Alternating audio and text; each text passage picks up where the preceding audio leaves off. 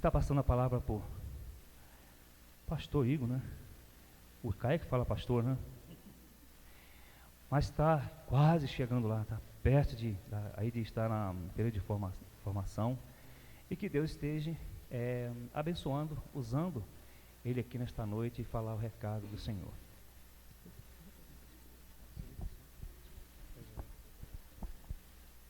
Obrigado, irmão. Obrigado. Boa noite, queridos irmãos. Graça e paz do nosso Senhor Jesus. A primeira vez que eu estive aqui, faz um tempo já, e eu vim solo daquela vez. Minha esposa estava tocando no louvor lá na igreja de Atibaia, então quero apresentar a minha esposa, a Cíntia, o meu filho mais novo, que estava no forninho ainda naquele período, Pedro, e a Lúcia. A Lúcia está aí? Ah, ok, a Lúcia ela saiu. Mas é um prazer estar com vocês aqui esta noite, é um prazer estar em família aqui, poder vir em família dessa vez e participar desse momento tão precioso, estar em comunhão com os irmãos ao redor da palavra de Deus e glorificar aquele que é o único digno de todo louvor, toda honra e toda glória. Amém? Peço agora aos irmãos que abram as suas Bíblias no Evangelho de Mateus, Evangelho segundo Mateus, capítulo 12, texto que lemos no início do culto. Mateus, capítulo 12, o texto desta noite ali do versículo 38 até o versículo 45. Mateus capítulo 12, versículo 38 até o versículo 45. Nós faremos a leitura mais uma vez. Então, alguns dos fariseus e mestres da lei lhe disseram: Mestre, queremos ver um sinal miraculoso feito por ti. Ele respondeu: Uma geração perversa e adúltera pede um sinal miraculoso, mas nenhum sinal lhe será dado, exceto o sinal do profeta Jonas. Pois assim como Jonas esteve 3 dias e 3 noites no ventre de um grande peixe, assim o Filho do Homem ficará 3 dias e 3 noites no coração da terra. Os homens de Nínive se levantarão no juízo com esta geração e a condenarão, pois eles se arrependeram com a pregação de Jonas, e agora está aqui o que é maior do que Jonas.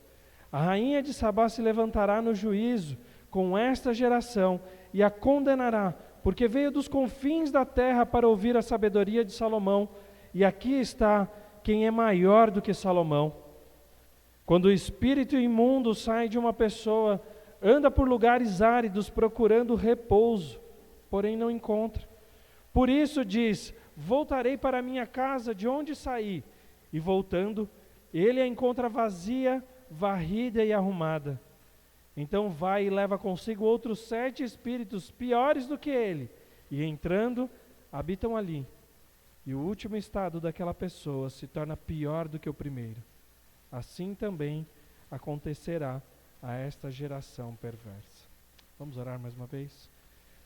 Senhor e Pai, te pedimos por esse momento, ó Deus, onde olhamos para a Tua palavra preciosa, Pai.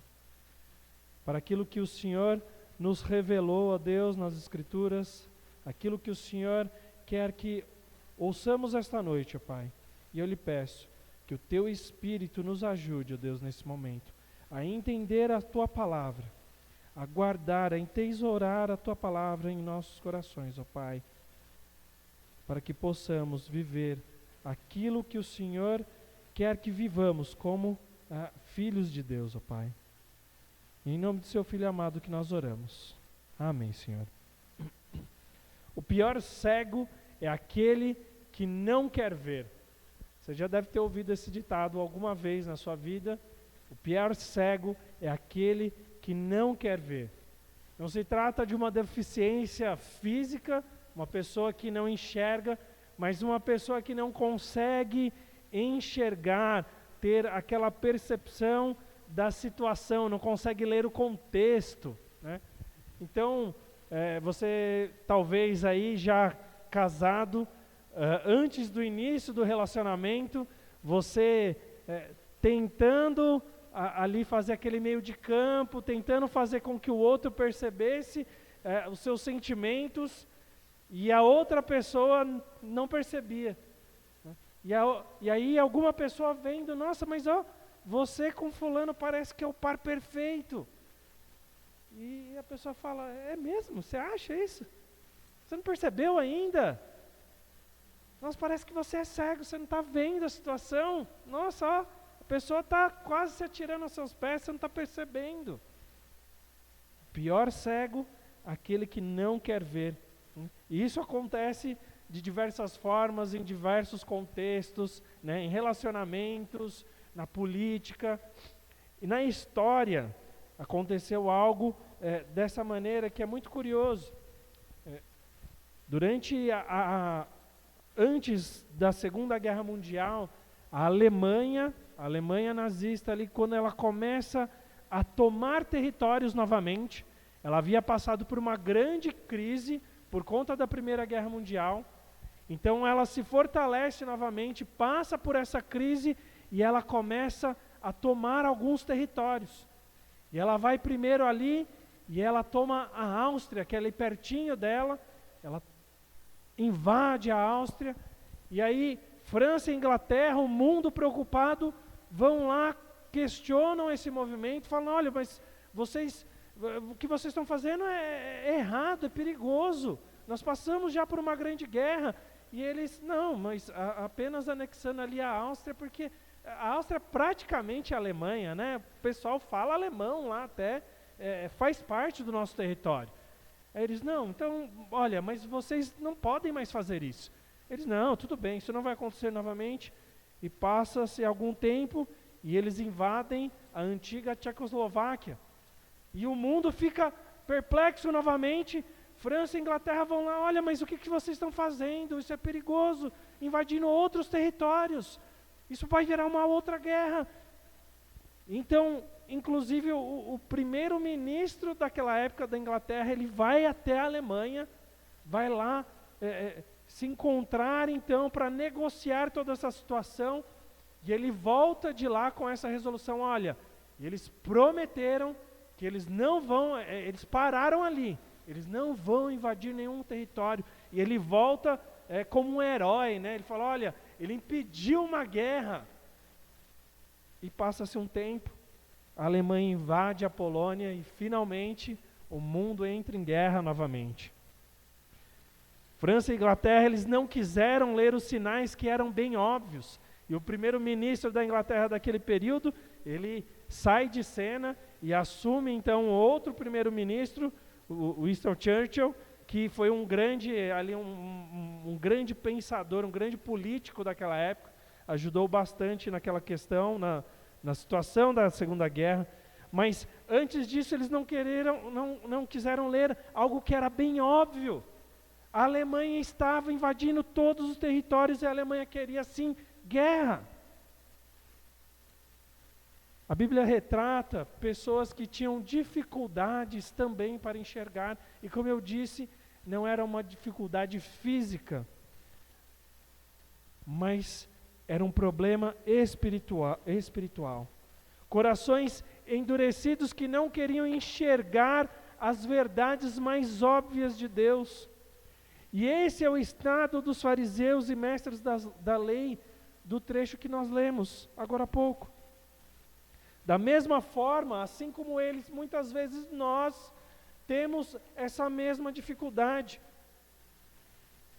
Nós temos esse problema espiritual que nos incapacita de enxergar. E a pergunta é, o que nós fazemos com essa cegueira espiritual? Contexto desse diálogo entre Jesus, né, essa cena um pouquinho antes do diálogo entre Jesus e os mestres da lei, se dá por conta de um diálogo anterior, de uma cena anterior, que Jesus havia curado um endemoniado cego e surdo. Uma pessoa que não podia ouvir, não podia ver, e ainda estava sob a possessão de demônios. E talvez essa cena anterior ilustra algo, o mesmo problema, mas de uma maneira, de uma perspectiva diferente, a que os fariseus também estavam passando. Pessoas que não poderiam enxergar, mas diferente deste, um cego físico mesmo, cegos espirituais. E Jesus cura essa pessoa, liberta a pessoa dos seus demônios, da sua cegueira, da sua surdez. E os fariseus, ao ver esse milagre, ao invés de se quebrantarem, se colocarem de joelho diante do Filho de Deus, do Messias, eles atribuem este milagre a Satanás. Ele fala, olha, muito legal o que está acontecendo aqui, mas o que ele fez, ele não fez pelo poder de Deus, ele fez pelo poder de Satanás. E Jesus faz um longo discurso exortando esses dois grupos, os mestres da lei e os fariseus, por conta dessa cegueira espiritual, por conta dessa situação que os impedia de ver as verdades mais óbvias, os milagres que apontavam para Jesus como sendo o Filho de Deus. E nesse trecho agora, nós veremos adiante, então, 4 destaques do diálogo entre Jesus e os fariseus.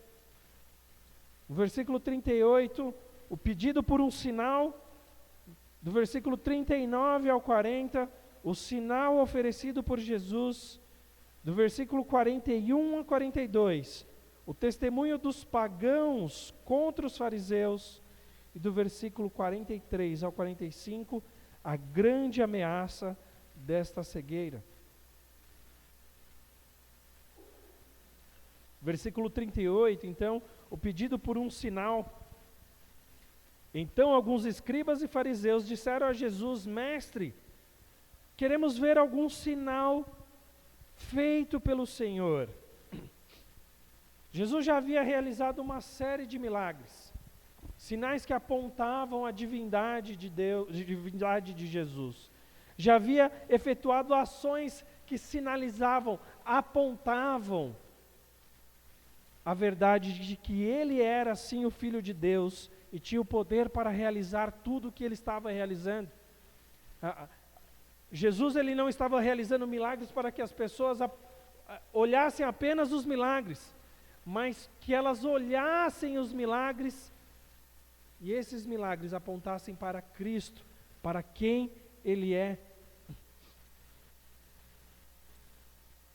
Porém, esses pedem um sinal de Jesus, mas na realidade eles estavam longe de quererem enxergar tal feito, esses milagres. Estavam cegos em si mesmos. Eles não queriam ver os milagres que abundavam à sua volta, tudo que Cristo havia realizado. O pedido deles não visava uma prova para crer, mas uma prova para que pudessem continuar incrédulos. Eles queriam colocar Jesus à prova e falar: olha, está vendo? Jesus, ele não é o Filho de Deus, ele é uma farsa. Eles estavam querendo um sinal, algo extraordinário, algo grandioso, que pudesse ser feito naquele momento, para que na frente de todos, eles pudessem na verdade falar: olha, está vendo? Ele não foi capaz de realizar, ele não é o Filho de Deus, ele não é o Cristo. Eles estavam cegos, eles não queriam enxergar a realidade mais óbvia, bem à frente deles. Queriam colocar Cristo, torcer o braço de Cristo, colocar Cristo contra as cordas, né? Na terminologia aí de um boxeador, ó, faz o que eu quero que você faça, para me satisfazer, para satisfazer o desejo do meu coração.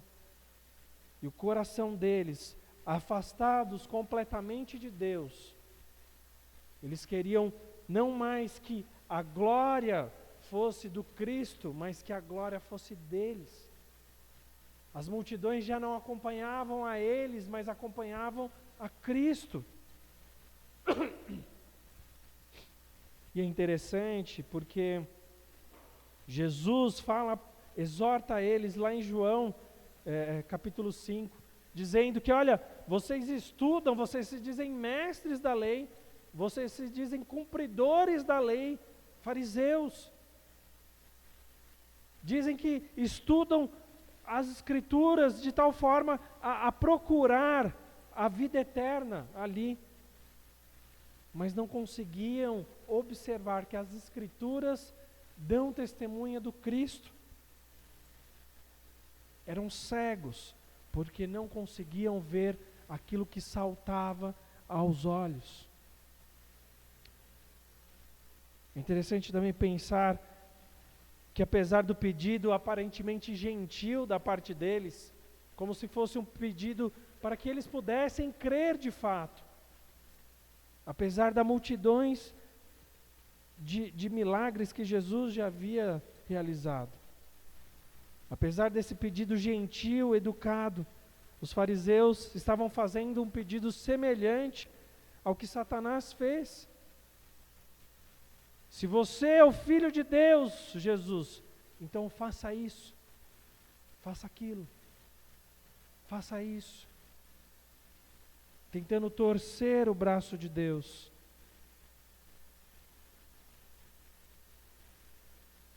Queridos, muitas vezes, infelizmente, nós agimos como esse grupo de pessoas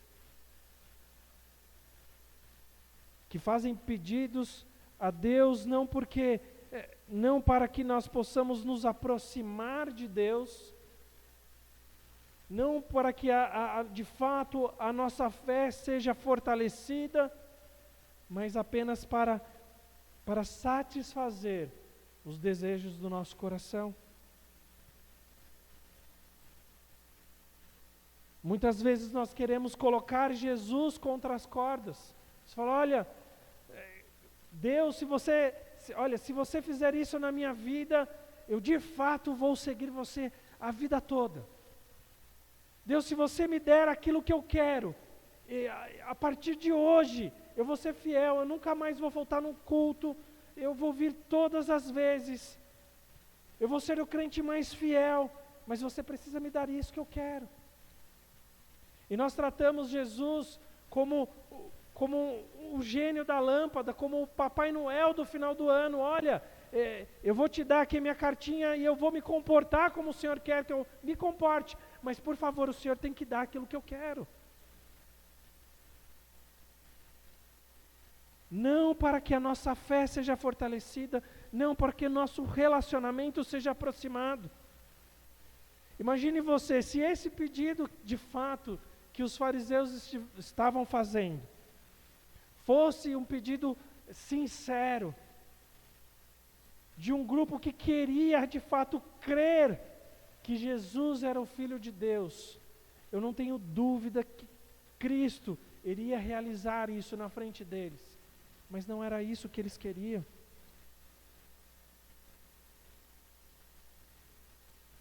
Tiago capítulo 4, ele diz que nós não recebemos porque nós não oramos,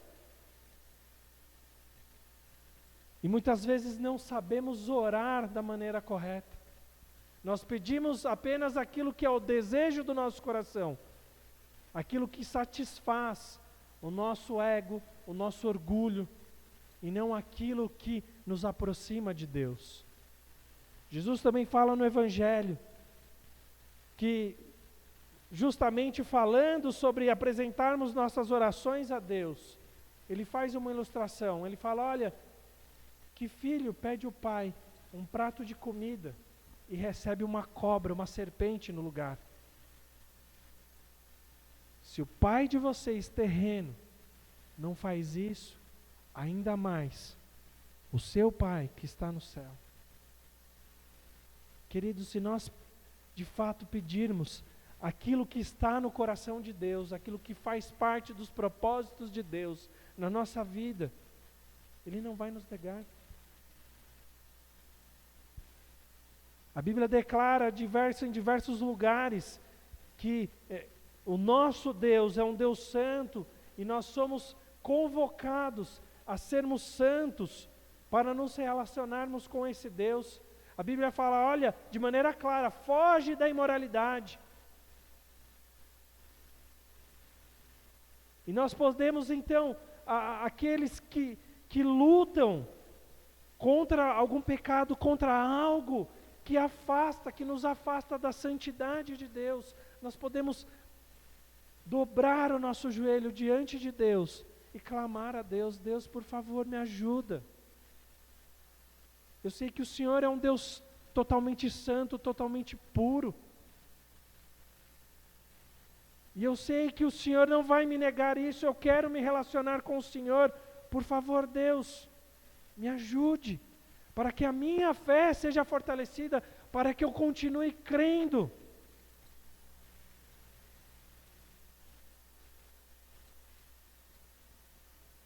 Nós podemos orar, nós podemos pedir a Deus, mas nós não podemos torcer o braço de Deus, pedindo aquilo que satisfaz apenas o desejo, o nosso ego, os desejos do nosso coração.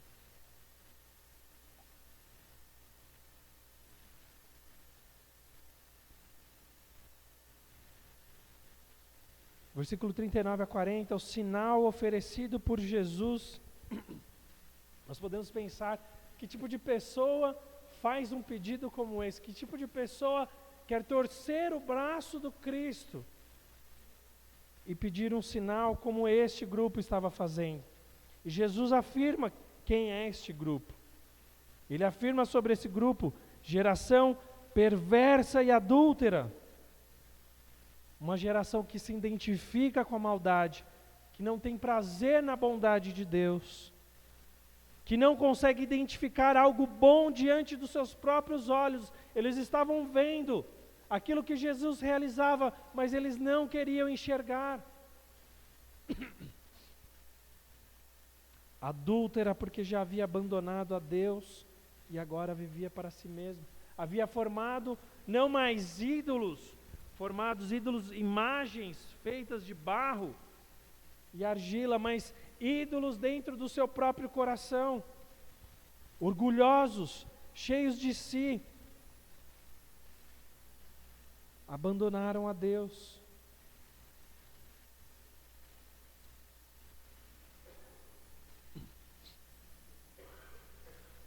Porém, Cristo diz que apenas um único sinal seria oferecido para essa geração perversa e adúltera.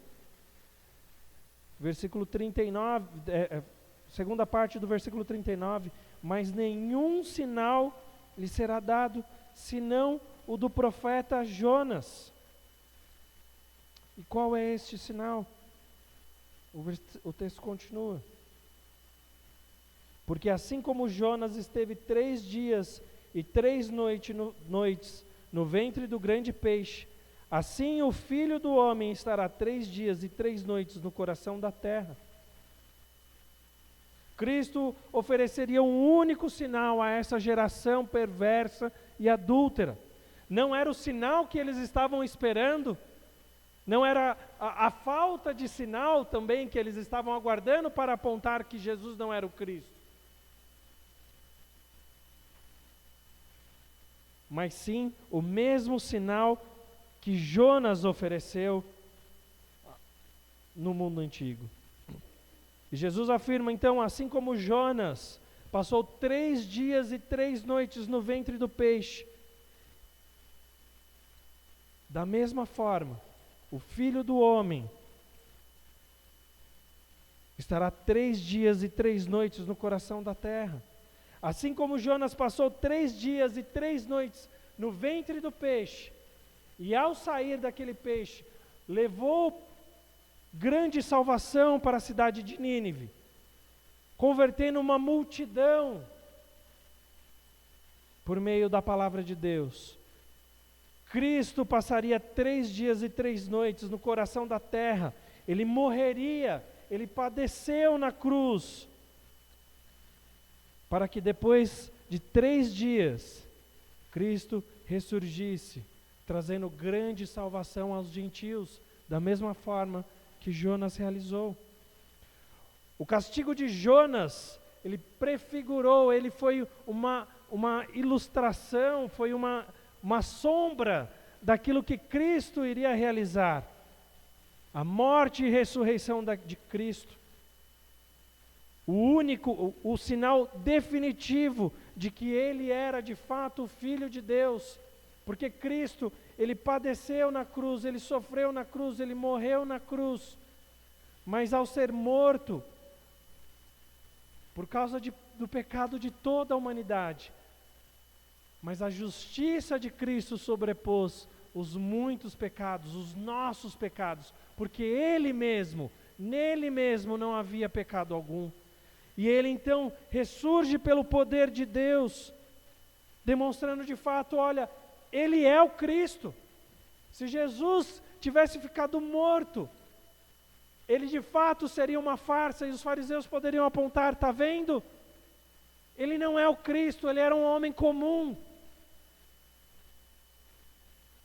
Mas Cristo ressurge pelo poder de Deus, mostrando ao mundo que definitivamente Ele é o Cristo.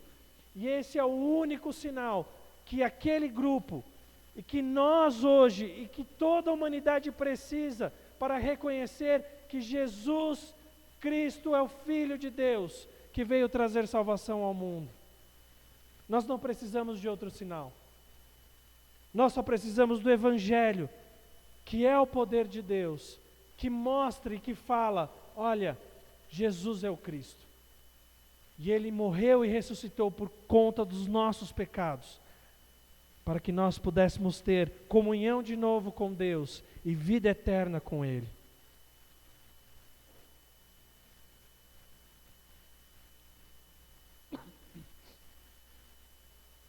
Versículo 41 e 42 diz sobre o testemunho dos pagãos contra os fariseus e mestres da lei.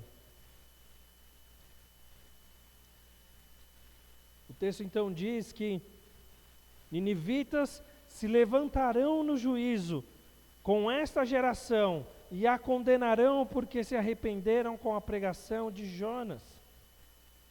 Diante do sinal de Jonas, saído então do grande peixe, pregando a palavra de Deus, os ninivitas creram na mensagem e se arrependeram, e Deus deixa de destruir aquela cidade, pois enxergaram o poder atuante de Deus sobre o profeta.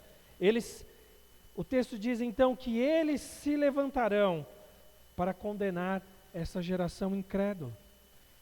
Eles serão testemunhas. É como se você se levantasse para dar um testemunho contra uma pessoa por algo que ela não fez, não realizou, deixou de fazer e que ela deveria ter feito. Há uma situação bem engraçada de quando eu era mais jovem, né, adolescente. Eu ia às vezes na casa de algum amigo, né, e estava lá com ele e a mãe dele preparando ali um lanche para a gente. Comia, então eu pegava o meu pratinho, meu copo, ia lá, botava na pia, lavava aquele copo, aquele prato, e a mãe do meu amigo olhava, falava, nossa, que interessante, filho, você está vendo o Igor lavando o prato, o copo dele? Igor, você faz isso na sua casa? Eu faço. Está vendo, filho? O Igor faz isso na casa dele? Interessante, né? Que legal. Igor, vou fazer uma pergunta. Por acaso quando você levanta, você arruma a sua cama? Arrumo. Olha só, filho, tá vendo? O Igor quando levanta arruma a própria cama. Eu já ali naquele constrangimento, falei, acho que eu deveria não ter lavado nada, né? Deveria ter ficado na minha. Mas o que aquela mãe estava fazendo naquela situação? Ela estava me usando de testemunha, levantando aquela minha situação para condenar o próprio filho. E é isso que Jesus está falando. Ele está falando, olha, diante dessa geração de coração endurecido, que não quer crer, cegos espirituais, aquela geração passada que creu na mensagem de Jonas, que creu na pregação de Jonas, se levantará contra vocês, porque eles tiveram muito menos do que vocês. Eles tiveram um sinal, e vocês tiveram uma multidão de sinais, e terão um sinal definitivo, e por isso eles se levantarão contra vocês, e condenarão vocês, condenarão essa geração perversa e adúltera.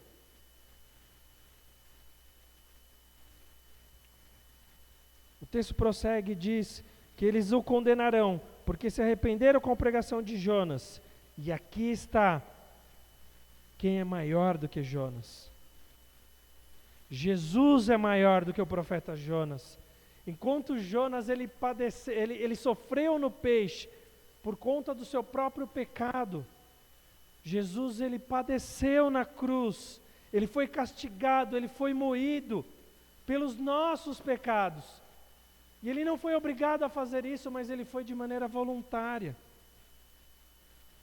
Deus precisou punir Jonas, torcer o braço de Jonas para fazer. Você vai fazer o que eu quero que você faça, porque você é meu profeta. Mas ao contrário de Jonas, Jesus ele vai voluntariamente. Ele ora no Getsemane, ele fala: Deus, se o Senhor puder afastar de mim, mas antes que o Senhor realize a tua vontade na minha vida, ele foi de maneira voluntária, em obediência ao Pai. Ele é maior que Jonas. O texto prossegue, ele fala que além dos ninivitas, outro personagem se levantará, outra pessoa se levantará contra essa geração. A rainha do sul se levantará no juízo com esta geração e a condenará, porque veio dos confins da terra para ouvir da sabedoria de Salomão. Nós não temos muitas informações sobre a rainha do sul, ou a rainha de Sabá, em outras versões, aí diz, lá no texto de 2 Crônicas 9, mas o texto diz que ela ouviu falar sobre a sabedoria de Salomão, e Salomão possivelmente foi um dos homens mais sábios de toda a terra. Ele escreveu diversos livros na Bíblia sobre a sabedoria em Provérbios, falando como de um pai para o filho, e oferecendo: olha filho, nós temos duas opções, você tem a opção de ser sábio no temor do Senhor, ou você tem a opção da insensatez que leva à morte. Ele escreveu o livro de Eclesiastes, depois de ter vivido, de ter provado todas as coisas da terra, vivenciado tudo que a vida poderia dar a ele. E ele escreve Eclesiastes, nos ensinando sobre o que é sabedoria na prática. E a rainha do sul ouve sobre essa sabedoria, e ela vai se encontrar com Salomão, e ela fica maravilhada com aquilo, porque ela reconheceu a sabedoria de Salomão como a graça de Deus, e adorou a Deus. Fala: olha, é admirável o quanto você é sábio, e isso aponta para o Deus que você serve. E o texto continua dizendo que Jesus, ele é maior do que Salomão. Eu disse que Salomão provavelmente é um dos homens mais sábios que já existiu, mas ele seria o segundo, porque Jesus é o primeiro homem mais sábio que já existiu, pois Jesus é a sabedoria encarnada. Ele demonstrou na prática o que é de fato viver de maneira habilidosa para Deus. Sabedoria na prática é isso, é viver de maneira habilidosa para a glória de Deus, no temor do Senhor. E Jesus demonstrou isso em sua vida e na sua pregação. E por isso a rainha do sul também se levantará contra aquela geração e a condenará, porque eles não creram na sabedoria do Cristo.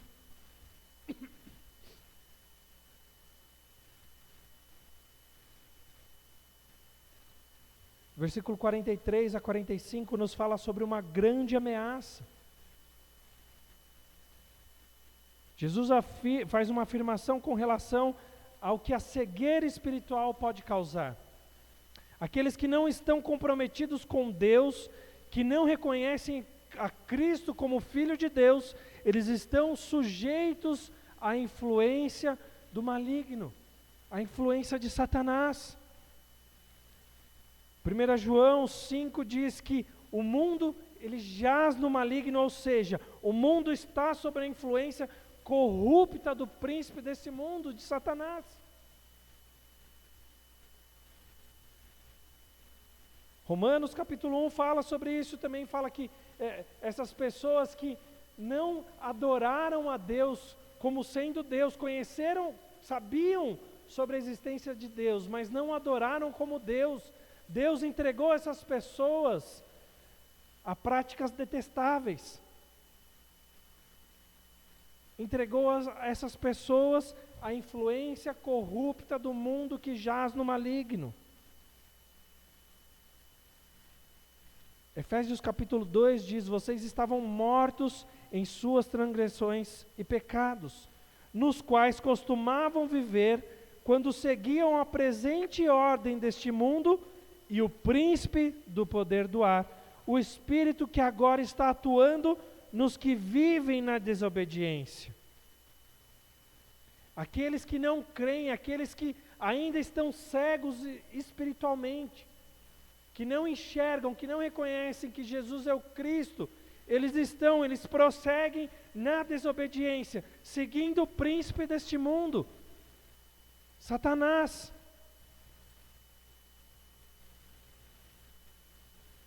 Olha o que diz, então, os versículos 43 a 45. Quando o espírito imundo sai de uma pessoa, anda por lugares áridos, procurando repouso, porém não encontra. Por isso diz: voltarei para a minha casa de onde saí. E voltando, ele encontra vazia, varrida e arrumada. Então, vai e leva consigo outros 7 espíritos piores do que ele. E entrando, habitam ali. E o último estado daquela pessoa se torna pior do que o primeiro.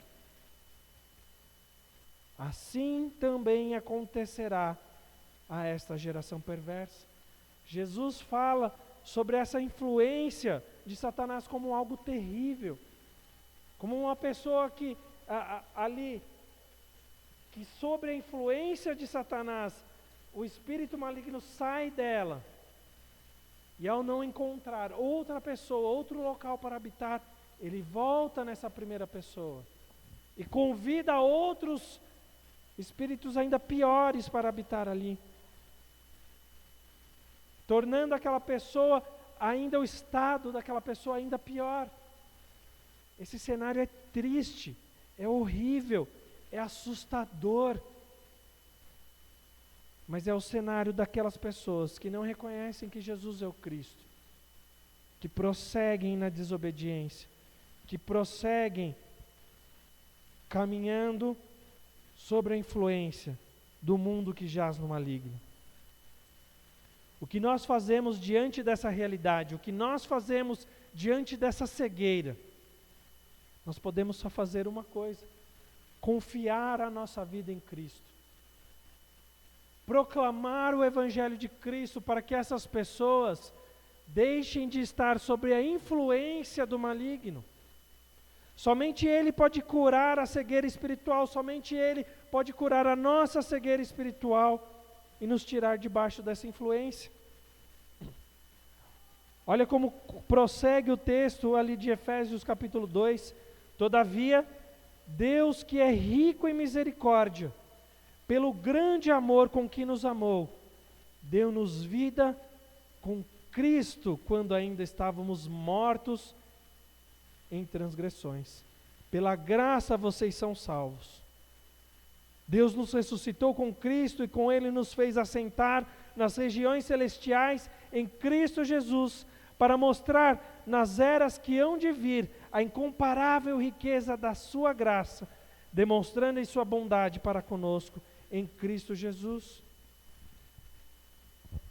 Como nós curamos a nossa cegueira espiritual como nós podemos curar a cegueira espiritual desse mundo, proclamando as maravilhas de Deus em Cristo Jesus, proclamando a graça de Deus, o Evangelho de Deus em Cristo Jesus, demonstrando a bondade de Deus para conosco.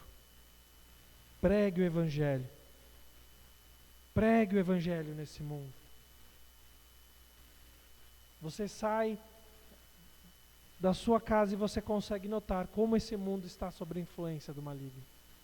Você lê as notícias nos jornais, você olha os vídeos no WhatsApp, nas suas redes sociais, e você vê como este mundo está sob a influência do maligno.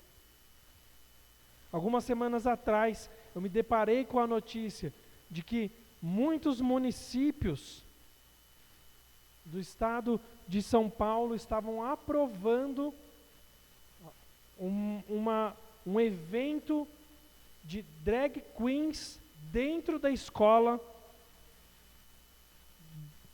mas não apenas aos maiores, mas para a educação infantil. Pessoas dizendo que Deus não existe, que o gênero não existe essa coisa de homem, de mulher, não existe. Falando para crianças. O mundo jaz no maligno e só existe uma esperança para esse mundo. Ela não é uma esperança política. Ela não é, infelizmente, também uma esperança educacional. Não há nada que podemos fazer, humanamente falando, para resolver toda essa situação, mas somente a influência de Cristo Jesus pode redimir esse mundo que jaz no maligno, pode libertar essas pessoas de sua cegueira espiritual. Por isso nós devemos pregar o Evangelho.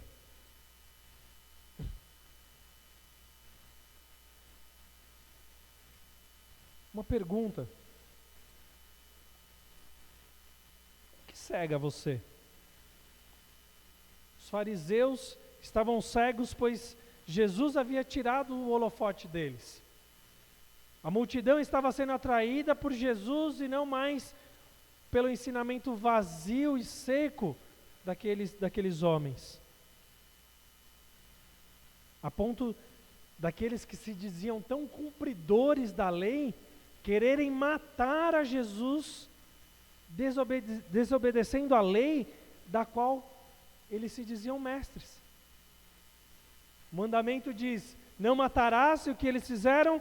Vamos matar a Jesus. Vamos conspirar e vamos matar Jesus. Estavam cegos. O que nos cega? A ponto de nos fazer pecar contra Deus. O que nós temos colocado no altar do nosso coração que pertence tão somente a Cristo? O que está no profundo do nosso coração que nós não conseguimos colocar diante da cruz de Cristo? Falar, não, eu não quero me desfazer disso. Isso é mais precioso para mim do que o próprio Cristo. O que nos cega a ponto de nos fazer pecar contra Deus? A nossa família, nosso orgulho, o nosso trabalho, a busca incansável pelo dinheiro. O que nos cega? Se você quer se desfazer dessa cegueira espiritual, olhe para a cruz de Cristo. Olhe para o túmulo vazio. Olhe para Cristo. Somente o Evangelho pode desfazer essa cegueira espiritual e nos fazer enxergar Jesus Cristo como Filho de Deus, que nos perdoa de nossos pecados, que nos perdoa e que consegue nos libertar dos ídolos que formamos em nossos corações, que nos lava por seu sangue e que nos torna mais puros, mais santos diante de Deus, que nos dá salvação e vida eterna. Quantas vezes nós fazemos esse mesmo pedido, já falamos sobre isso, colocando a Deus à prova. Imaginamos como seria fácil se nós tivéssemos um sinal também, um sinal diferente do Evangelho.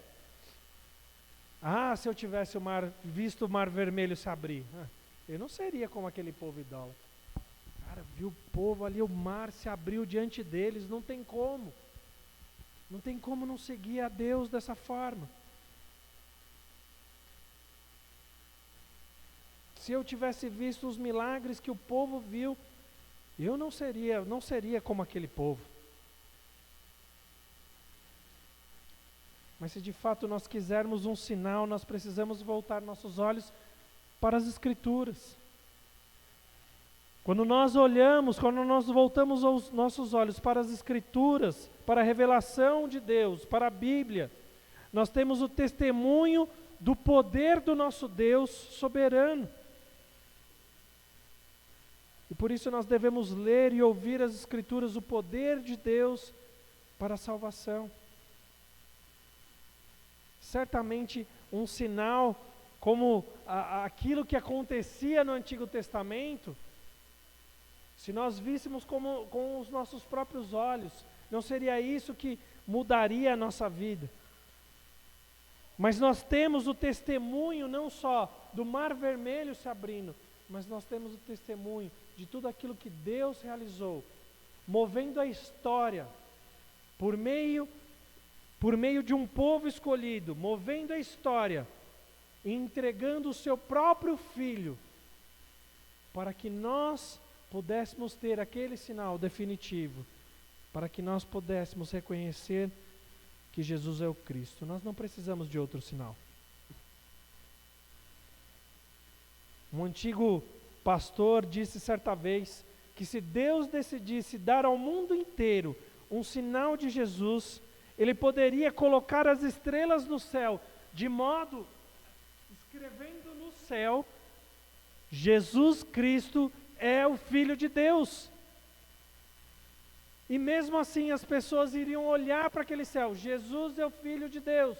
Falar, gente, mas que fenômeno natural aconteceu no céu para que as estrelas formassem essa frase? Talvez uma rota diferente, talvez ali um alinhamento dos planetas. Olha, o mundo natural é extraordinário, né? Como pode acontecer? Elas não iriam reconhecer aquilo que estava sendo escrito, mas vai falar, olha, o acaso construiu isso. Não é uma mensagem de fato.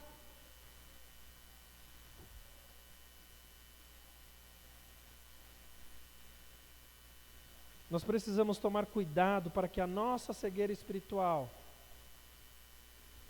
para que a cegueira espiritual do nosso século, ao redor de nós, não nos contamine. Precisamos tomar cuidado para que, olhando para nós mesmos, nossos dons, nossos talentos, nossa popularidade, os fatos e as circunstâncias da vida, não nos desviem do nosso foco principal. Olhar para o sinal da obra redentora de Cristo e sinalizar e apontar, olha, tudo o que aconteceu na história bíblica aconteceu para mostrar que Jesus é o Cristo. Não olhe para mim, olhe para o Cristo. Não olhe para os meus dons, meus talentos, olhe para Cristo. Apontar em sua direção para que nós possamos livrar mais pessoas da cegueira espiritual que as impede de reconhecer que Cristo é o Filho de Deus. E mais uma vez, isso significa que nós precisamos pregar o Evangelho. Querido, se eu pudesse resumir esse texto em uma frase, eu escrevi da seguinte forma: o sinal oferecido por Cristo, sua morte e ressurreição, é o sinal definitivo para nos curar de nossa cegueira espiritual e enxergá-lo como Filho de Deus. O sinal oferecido por Cristo, a sua morte, A sua ressurreição é o sinal definitivo para nos curar de nossa cegueira espiritual e enxergá-lo como Filho de Deus. Vamos orar? Senhor Deus e Pai, te louvamos, ó Pai, pela sua palavra, por quanto ela fala aos nossos corações, por quanto ela nos livra de nossa cegueira espiritual, porque nela nós temos o poder de Deus para a salvação de todo aquele que crê. Nós temos a mensagem do Evangelho, que nos liberta da nossa cegueira espiritual, para que nós possamos enxergar que Jesus é o Cristo. Nos dá um espírito de coragem, Senhor, para que possamos pregar essa mensagem. Não nos envergonhar, mas pregar essa mensagem, para que mais pessoas possam ser afastadas da influência do maligno, para estarem sobre a influência do Filho de Deus, que tira o pecado do mundo, Pai. Te louvamos, ó Deus, te adoramos, ó Deus, e lhe pedimos que o amor de Deus Pai e a consolação do Teu Santo Espírito, ó Deus, esteja para agora e para todo sempre com todo o Seu povo. E em nome do Seu Filho amado, Jesus Cristo, que nós oramos. Amém, Senhor.